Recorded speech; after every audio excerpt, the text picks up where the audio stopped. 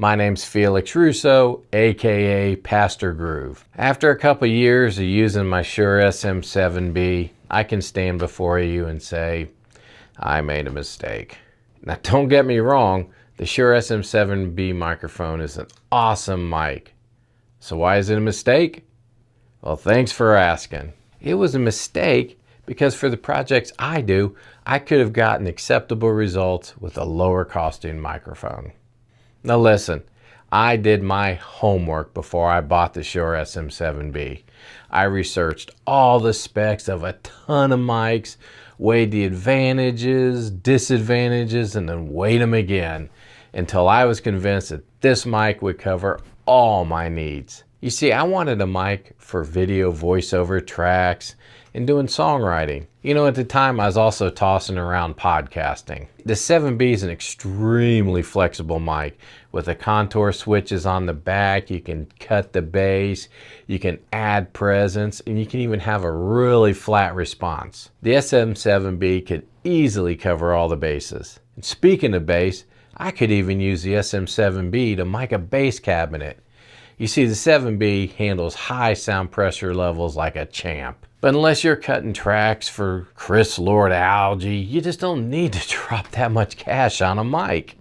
There are plenty of less expensive mic alternatives out there. Just jump on the computer, browse sweetwater.com, and you'll find mics in a price range that makes sense for you. For example, take the Rode NT1, coming in at 228 bucks with shock mount and pop filter.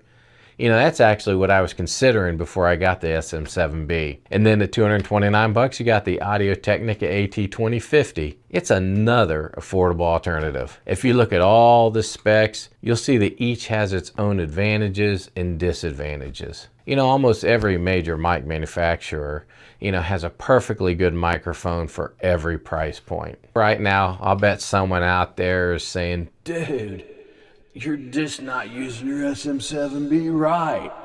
Well, listen, George Martin, you tell me. Now here's my signal path. I'm running the SM7B and it's going through a CLOUDLIFTER.